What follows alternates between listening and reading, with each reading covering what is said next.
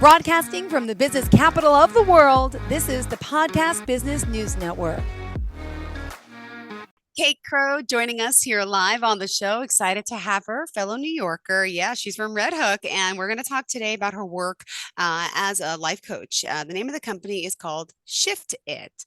Beautiful. How are you today? I'm great. How are you? Good. Tell me a little bit about Shift It. Oh, I love the way that sounds. Yeah. Shift Well, It. Shifted is, came out of my own need to shift many, many years ago. And I was working, it was working with a client actually. And I asked her, how would you describe our work? And she said, hmm oh, that's so easy. You shift me.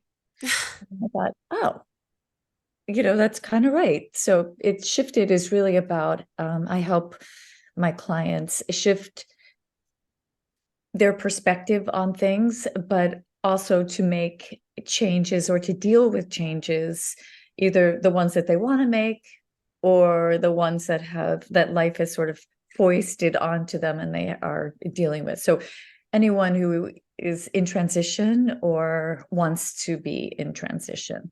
So Shifted is really about what I usually say, it's a little spiritual, it's a lot of mindset, but a lot of it is self-mastery in terms of helping people to go after what they want or what would make them happier in life. Oh, wonderful. Well, this is great. I got to get to your background first off. Okay. So I know Mhm. you're a life coach, and we're going to talk obviously about all the work you do, the types of people you can help. But let's find out about you. Where were you born and raised? I want to know more about how you got here. Yeah. So, yeah, I was raised um, pretty much in New Hampshire, where my folks still lived there, and then lived in New York City, most of my adult life until, well, that's not true. I've lived in the Hudson Valley longer than I've lived anywhere. And I got into life coaching because I w- was just, well, it was almost 20 years ago, 2001. My marriage dissolved and I was getting divorced and I went on a retreat and I met this woman. Well, I met two women there who really changed my life, but one turned out to be my first life coach. And 20 years ago, life coaching really wasn't that big a deal. But after my first session, I heard exactly sort of what I wanted, it just really clicked. Yeah. And the next time I saw her, I was like, I'd like to do what you're doing. And so I began studying and learning coaching in 2001, and then worked for a life coaching company for over 10 years. And then in 2012, began my own methodology, which is called Shift It. Um, so yeah, that's really about me. So it was really dealing with right about the same time that my life was beginning to deal with a lot of shifts, and so it really came out of that. Beautiful. Okay. So now, by the way, how do we reach out to you if someone is interested in working with you, Kate? Yeah, just go to my website, which is kategrow.com, and there's a link there that you can get onto my calendar and we can see if we're a good fit or not. Perfect. That's KATECROW. Yep. All right. Well, let's talk about some of the reasons why people need a life coach. Let's break it down. Yeah, I think that usually there's pretty much four areas that people are not always happy with. Usually it's love, money, career, um, and body. So those hmm are the you know four main areas. But really, what I do is it's an empowerment um, type of coaching. So many of my clients are quite successful already, but have gotten to a place in their life where they're sort of like, is there something more or is something missing? hmm So it's usually just talking to them such that so we find out what areas what are they complaining about the most, and then helping them to articulate and envision what would be the pie in the sky, what is it that they think that they want? And then looking at why they don't have that and bridging the gap between the two. If, so what I love about coaching is that it's different than therapy, though it's similar. Mm-hmm. But in coaching, we talk about taking actions because we know that when you do, your thoughts and feelings will change. So when you're in alignment with what you say you want, usually suffering, let's put it that way, comes because we're thinking something, but not saying it, or saying something and not doing it.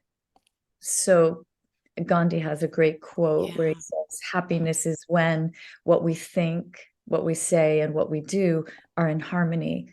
So my job is really helping people to articulate what they're thinking and believing, and then aligning that um, with their actions so that they are, living in full alignment, Got as it. I would say it. Yeah. And now the process, so when you're working with some, it's like people might say, well, what's the difference between a life coach, between a mental health counselor professional? Could you share the difference? Yeah, well, I think oftentimes, like I said, the main thing is that we want to get you in action right away. So, for instance, you know, um, it might be that even though we're going to be working on career, their one complaint might be that they're not working out. So Hmm. getting them to do one thing in alignment with what they say they want. So I think with therapy, we talk about, like I said, that our thoughts and our feelings with the idea it'll trickle down into action, but we flip that around and say, no, let's take some actions first, because Hmm. I know that, you know, when you do what you say you're going to do, nothing feels better than that. So it's helping people to feel like they have traction and control in their life, and that's usually found in doing what you say you want to do. Does that make sense? Yep, it definitely does. Thank you. I feel it's like a cheerleader, someone to guide you, hold your hand, walk you through something. And could you share some specifics? I mean, without talking about your clients, but some of the things, maybe that we could talk about that could be beneficial to someone that is in need of these types of services. Could it be job loss? Could it be relationship? Could it be, do you want to share some specific stories? Yeah, I can totally do that.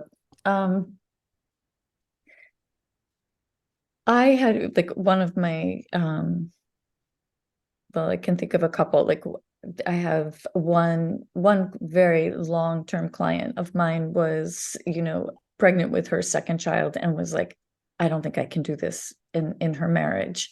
And learning, for me it was like, whoa, I don't think let's pump the brakes here a Yeah. little bit. Mm-hmm. And over time, I mean, that that baby now is like 11 years old. Both they're still married.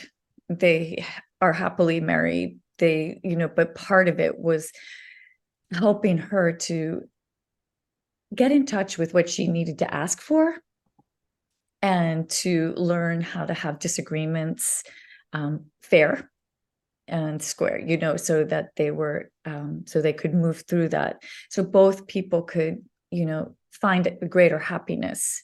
But it was Yeah. through um, getting in touch with, like, no, she actually didn't want to leave her husband. She just wanted to learn how to communicate better, and he as well. So that's one person I feel has, been great. Recently, I've had a lot of men actually sort of in their late 40s and 50s Hmm. who are, have reached a certain level of success, but are things are changing in terms of they're either in banking or venture capitalists, but wanting to have more balanced in their life, not waiting until dot dot dot and then I'll have my life, but learning to have their life while they're actually young and vibrant, if that makes sense. So not waiting for retirement to have the fun, or I have another client who she was a single mom, and we went through her raising of her child, and she worked, doing IT for hedge funds. She then negotiated an incredible job, and she's now north of 60, is making just huge amounts of money with a great budget. So Mhm, it's helping people to, I think, feel their worth, feel the power of their dreams and what mhm. they want, and helping them to, believe in that.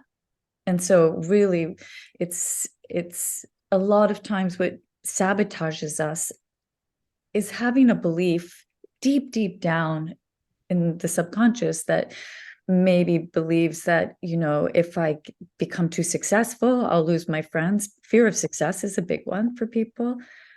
Fear of making mistakes. So helping people to reframe how they might see Mhm. a loss of a job or Okay. a divorce or something like that in a more empowering way. Is so it's yeah, so I think the two things that can blow up or sabotage us the most are, our beliefs, our theories about life that can be passed down through the lineage that we're not even fully aware of. Like, women have a specific role that they should play, or men have like that kind of thing, and really beginning to look at that and see if that's actually accurate, if that feels true now. Um, so that could be one thing, or being having a trait like perfectionism, and having that, derail you too. So OCD. yeah, What or about just time management too? Is that something a life coach could help with? yeah, 100%. Yes. Challenged with that. That's my issue. I have a 6 and 8 year old single mom. We live alone, and it's the sports. It's getting them on the bus, then going to work. Then I get home after they get off the bus. Oh, and then then we have homework. Oh, dinner. We got sports. And then there's piles of stuff in my house. My biggest problem, everyone knows, it's my clutter. I just don't have time to deal with it, to manage it. It's like it weighs on me. The mental anguish from the physical clutter, oh, it does damage. Yeah. Um, 100%. And I know that actually seems like a small thing, but it's a big thing. It's actually a big thing. And I I can remember somebody coming to me, and that's where we started, was with the clutter, actually, because it helped her to get her it's arms around her life. manifesting my whole Yeah. life. And because, and if I do get a free minute, like to go out with my kids to like Applebee's, I'm thinking about I could be home doing this. I could be home organizing, but I can't because I got to be with my kids. I have to be present, but I'm never present because I'm always thinking about the work that I have to do. And like, unfortunately, my mom passed 5 years ago from lung cancer. So I thought I'd have her to help me. I don't. It's not like that. My sister has her kids, her job, her family. She takes care of my dad now. It's like, so there's no one that could help. And it's like, I hate being like, oh, I need help, but I do need help and I need You to do help need help. myself. And I'm like, where do you find that? Where do you find someone? I just need my kids out of the house and time for myself, which is just a rarity. So, but sorry to Yeah, just blurb to you. or even maybe like um enrolling them in your need to get Did that we done. did that. We did that over the weekend. I made them go into their closets with me because there's piles of clothes everywhere. And I said, we need to start getting rid of some of the clothes to donate. And a few months, in last March, we got 42 bags of clothes to the shelter. And I got them to come with me to the shelter. And we got to visit the shelter so they can learn what a shelter was, to be thankful, to be grateful, and let's do something good. So we just did a little purge in their closets. And but now I still have piles everywhere, but we're getting more piles. But it's a process. I think that's a great idea, getting them involved with it. Yes, but Even most of just it, saying, this is it's making me a little cuckoo that I'm not I need to feel like my arms around my life. So I want you guys, we're going to do this together either, and then set them up with some sort of project, but letting them know how important it is for you. One big trick about clearing is get this stuff out of your house as fast as you can, even if you get it into the car or just the garage. But physically move the space, it out of your space, Mm-hmm. because it feels so much more, Feels so heavy. yeah, it feels So it would heavy. feel so much lighter. Yeah, yeah, I Yeah, get what you were saying. Yeah. yeah. But and I also, the other thing I would say is, dig into your close network, like you're a good girlfriend, and Yeah. ask them to come and just, hey, either entertain the kids Yeah. or help her, ask them to come and just like, I have this thought, when in doubt, throw it out, like, or give it out, is often the way I move things. But yeah, clutter, it's a mind thing. Yeah. It is. All right. So that's my issue. Let's Mhm. remind everyone how we can reach out to you again, Kate. Yeah, it's just Kate Crow at katecrow.com. And on my website, you can see, there's a calendar, there's a way to get in touch with me there. All right, good. Mhm. Perfect. Let's also continue the conversation in some other areas of life coaching. Why is it so rewarding to you? Um, I think whenever I feel, well, this is going to sound funny, but I think I'm a natural mother. Mm, So my clients, when they are succeeding, I'm just like, yes. I also think we're living in a time when there's so much hate and intolerance. And a lot of what my work is has to do with self-love and flowing with life as opposed to resisting life, right? So even when change is foisted on you and you're not wanting it, I call those personal tsunamis, where sometimes, the landscape of our life can just be blown up and we have to figure out, like in a divorce or losing your job or losing a parent or something like that, something that blindsides you basically, and you have to adjust. So how do you do that? It's beginning to look through a different lens at life, and so for me, the working with my clients and when helping them to adjust to the big changes that they are going through and seeing their improvement, yeah, it's there's nothing better than that. oh, beautiful. Thank you for sharing that. And by the way, you mentioned your personal life. I don't know if you want to share. Do you have any children? You said you're like a mother. I don't know. You didn't. Could you Yeah, share a little bit if you don't mind? yeah, I'm a mom of 3 children, and then I have 2 granddaughters that were born this year, so that's really exciting. One of my children has, has schizophrenia. Oh, And that was a really defining experience for me.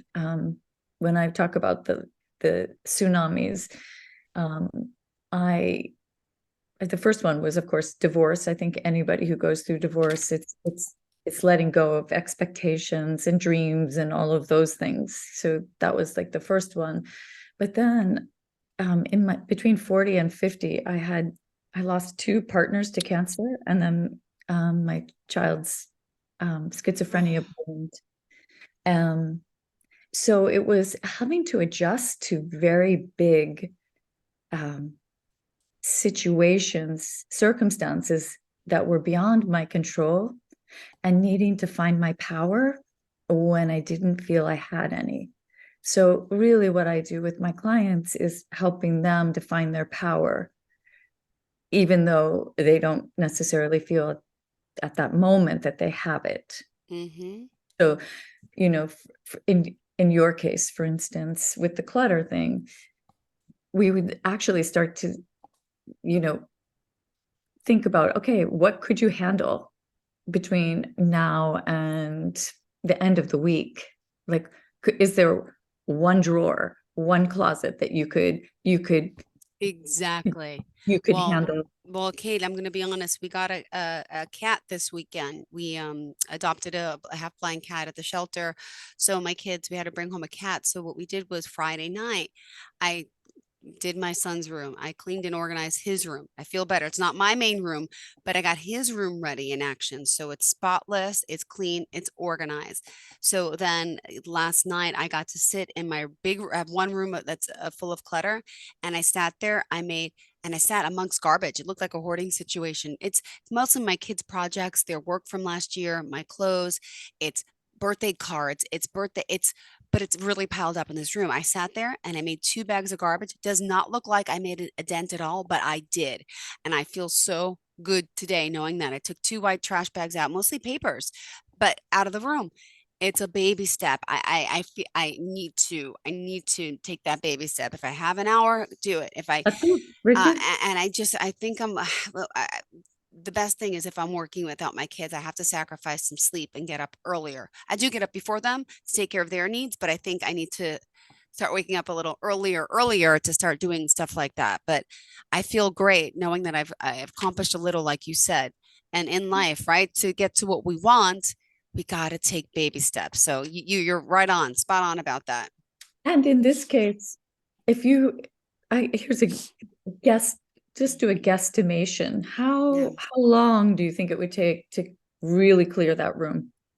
If I didn't have kids Yep. with me every day and I didn't have to work for that, if I had hours straight, it would probably take a good 8 hours straight, a full day. Yes, because yes, stuff out of the drawers that can be go with the dusting. Yes, it would take at least 8 hours, full day. So thinking through the different solutions for you, it Yeah, could be maybe somebody could take the kids it's for yeah. a full day, Hmm. maybe you do it like you're doing it, like do an hour every day for a little bit. Yeah, I prefer getting that Remember, full day in, but it's mad I gotta find someone to take the kids. Yeah.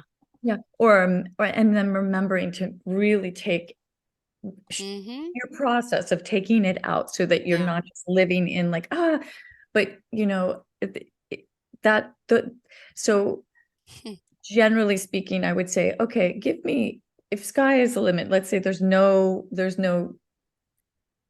thing, nothing that's going to get in the way. Let's just problem solve and come up with 3 or 4 different options by which you could potentially get this handled. And that's really You're what I right. do. I'm going to have to reach out to him. My best childhood girlfriend. Her kids are grown. They're in college. I started late, so she's empty nester, but she works full time. But she's been my savior a few times when I needed a favor. When I had this emergency, I call her. She lives close. I bet you she would be the one to say, "Jill, I can watch the kids for maybe 3 hours after work one day." And yeah, yeah, you're right. I'm gonna have to ask. I asked my sister. I've been asking her all summer, and she helped me one time. She watched the kids for the summer, but it didn't get me far. So my sister's overwhelmed too, and I feel like she should help me more, but she feels like she has her own mess. So that we butt heads with that. So yeah, I gotta reach out to her. I think that's one option. And for Yeah, now, it's or gotta an be. IOU could be, here's my IOU and you owe me. Like, see, do the exchange. I did. I'll I give, did that. I told my sister, I said, I'm going to use all my airline miles to get you and your family to Aruba. And I have a timeshare. So we're all going to go. So it's a free vacation, except, whatever. So that was their present in May for Christmas and for birthdays. And then I'm like, in exchange, you also will watch the kids for me this summer, right? She said, yeah. And it happened once. So yeah, um, call it in, girlfriend, call it in. I have to. Yeah, It you're could right. just be, you know what? I'm really going nuts here. Yeah, I am. My request is this. Could you please help me? Like, and that may be one of the things that it comes up for you. And again, this would be something we Yep. would talk. So in coaching, we want to create, we want to make Mm, specific idea, get specific actions that we can take. And then when we don't take those, that's when we begin to really, then it begins to feel more therapeutic hmm. because we're looking at, Yeah. oh, I have a hard time asking for help. Hmm. Oh, I made it mean that she didn't want to help me. Oh, Yeah. like, and we reinforce some of our beliefs, even though we maybe aren't realizing that we're gathering evidence that keeps us stuck in Hmm. beliefs that don't serve us. Okay. And having a designing a really uh, a conversation, for instance, with your sister that is loving, but really like, hey, I really need this. Yeah. Thank you. And Thank you for the advice today. yeah, well, I mean, yeah, I mean, and then figuring out, so and then that would be something we would do in a session. Yeah. Okay, let's look at why you don't want to ask, and let's look at how you can ask Yeah. so that she Mhm. can serve you.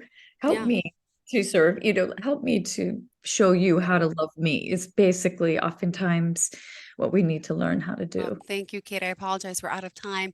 Pleasure to have you here. Remind us how we can reach out to you. Yeah, it's katecrow.com, and it's Easy shipped. breezy. Yeah. Thank you so much. Pleasure having you here, and we'll talk soon, okay? Thanks Okay. again.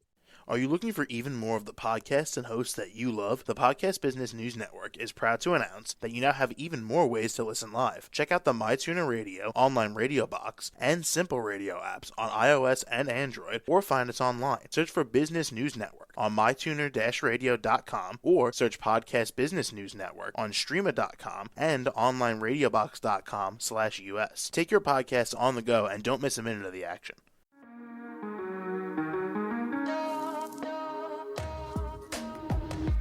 Broadcasting from the business capital of the world, this is the Podcast Business News Network.